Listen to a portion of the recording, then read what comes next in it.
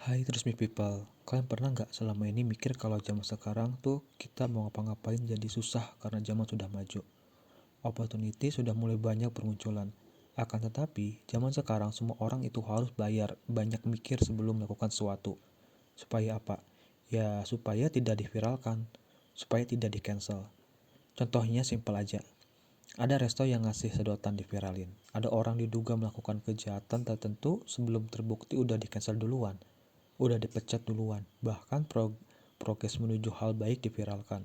Semisal kita memproduksi mobil listrik untuk mencegah emisi dan masih banyak lagi contoh yang lainnya.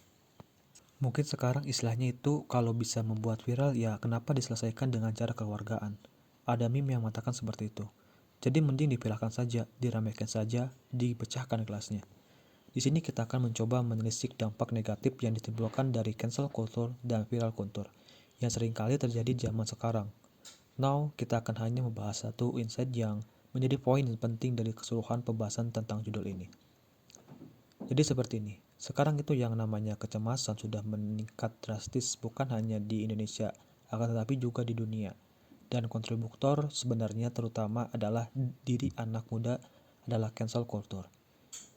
Viral-viralan yang sering muncul di zaman sekarang. Oleh karena itu, tidak sedikit orang yang merasa bahwa sosial media itu menjadi toksik, bahkan banyak dari founder-founder yang jarang mempunyai sosial media. Seperti Bapak Nadiem Makarim. Beliau pernah berkata, dengan uninstall Instagram, maka hidup akan jadi lebih tenang. Akhirnya banyak orang yang merasa bahwa dunia itu sudah mulai jelek, merasa bahwa semua orang yang menjadi jahat, dan pada saat itu orang-orang sudah mulai lebih berhati-hati. Orang-orang jadi lebih memilih untuk tidak mengambil resiko, dan dampak dari hal tersebut, orang-orang bisa menjadi playing safe dan akhirnya menjadi chaos. Zaman sekarang sedang populer narasi-narasi yang memang mengedepankan human vulnerability atau mengedepankan sifat perapuhnya manusia. Yang artinya di sini tidak apa-apa loh untuk menjadi vulnerable yang sebenarnya masih oke-oke saja. Sebenarnya narasi yang mengatakan gak apa-apa kamu istirahat saja ini bisa tidak salah. Bisa jadi kalau konteksnya tepat maka akan menjadi bagus, bisa jadi membantu.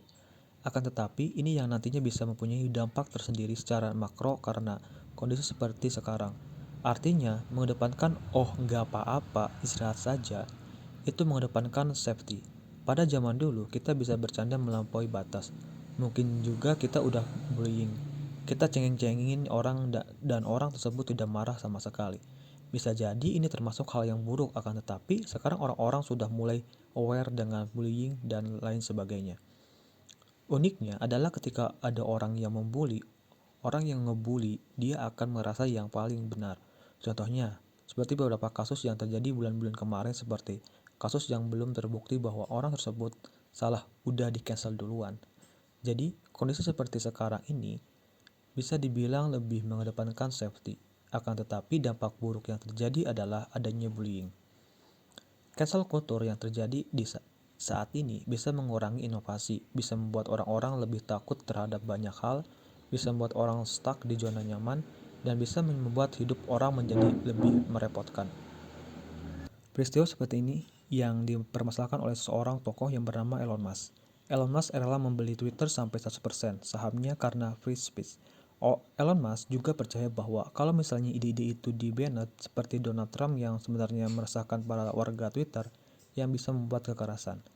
Menurut Elon Musk, kalau semisal kita nge-banned ide-ide tersebut, nantinya tetap akan muncul di sisi yang lain dan tidak akan pernah menemukan solusi dan akan semakin terjadi polarisasi konflik yang membesar.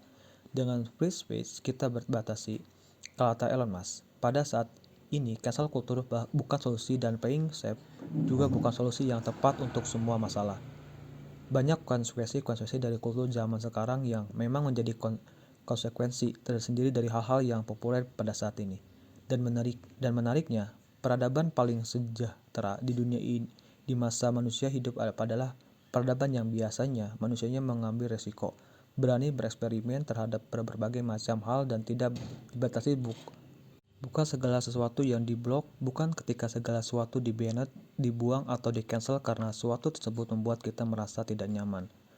Dulu ada Islamic Golden Age, Masa kemasan Islam yang dimana pada zaman itu semua buku di Roma sebenarnya dibuang, dibakar seperti zaman Dark Age. Dan pada saat itu diambil lagi oleh orang muslim untuk dibaca, dikaji, dan dibuat penemuan baru. Akhirnya banyak tokoh seperti Ibnu Sina yang menemukan aljabar yang kemudian menjadi pionir di dunia sains dan juga filsafat. Begitu pula di masa Renaissance yang dimana pada waktu itu Dark Age berhenti atau diberhentikan lebih tepatnya.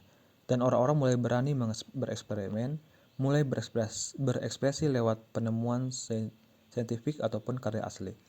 Jika dibandingkan dengan sekarang, lagu-lagu yang menjadi lagu pop saja, chordnya hanya seperti itu saja. Lagu sampai zaman sekarang semakin menyamai sejak tahun 2000-an. Semakin kesini, semakin banyak yang main aman dalam berkarya dan melakukan sesuatu, karena sekarang pengambilan risiko tidak begitu berharga seperti dulu.